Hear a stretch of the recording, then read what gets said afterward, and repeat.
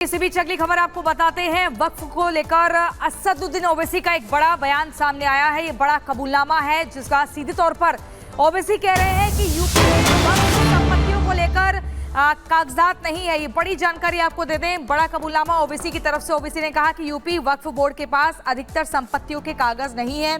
वक्फ board के पास कुल 1,21,000 property है, जिसमें 1,12,000 के पास कागजात नहीं है। सुनिए। ये अगर कानून बन जाएगा, उत्तर प्रदेश में 1,21,000 वक्फ की प्रॉपर्टीज है, 1,12,000 के पास कागज ही नहीं है। वक्फ का यूजर खत्म हो गया तो जायदादें कौन लेगा? वो जायदादें कौन लेगा बताओ? तुम्हारे पास लीगल उसके ऊपर इख्तियारी नहीं होगा, कोई भी घुस जाएगा।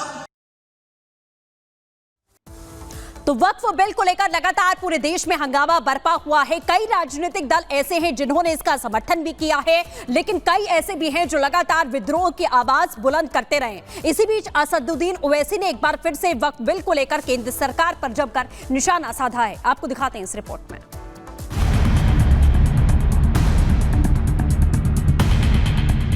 किताब सादा रहेगी कब तक? कभी तो आगाज़े बाप होगा। जिन्होंने बस्ती उजाड़ डाली, कभी तो इनका हिसाब होगा।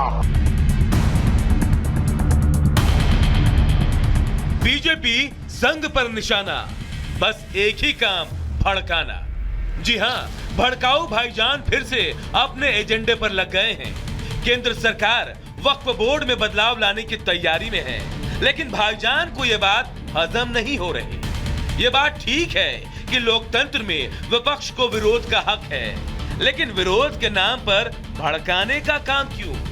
हद तो तब हो जाती है जब ओवैसी विरोध करते करते मर्यादा लांघ जाते हैं। ओवैसी ने फिर से पीएम मोदी और संघ के खिलाफ जहर उगला। बाबरी के नाम पर फिर से मुसलमानों को भड़काने की कोशिश की। एक कानून बना रहे हैं, कोशिश कर रहे हैं कि वक्फ की जायदाद हमसे छीन ली जाए। मैं बार बार कह रहा हूं, बीजेपी वाले बोलते पूरे मुल्क में ओवैसी जाकर लोगों को उकसारा।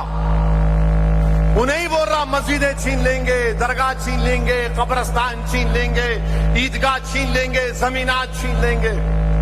बीजेपी वालों, तुम मेरी सच्चाई का सामना नहीं कर सकते। मैं जानता हूं तुम्हारी हरकतें क्या हैं। ये जो कह रहा हूं भारत के मुसलमानों से कह रहा हूं, याद रखो,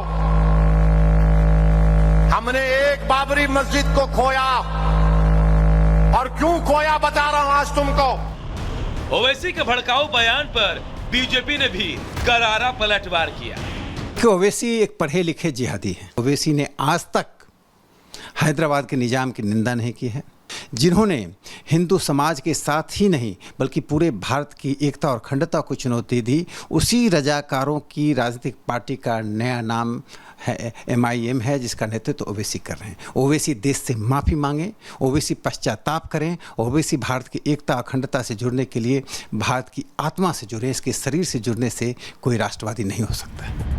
वक्फ संशोधन पर मची तकरार के बीच अब संशोधन को लेकर मुस्लिम समाज भी बहकावे से बाहर आकर इसके समर्थन में अपनी आवाज को बुलंद कर रहा है।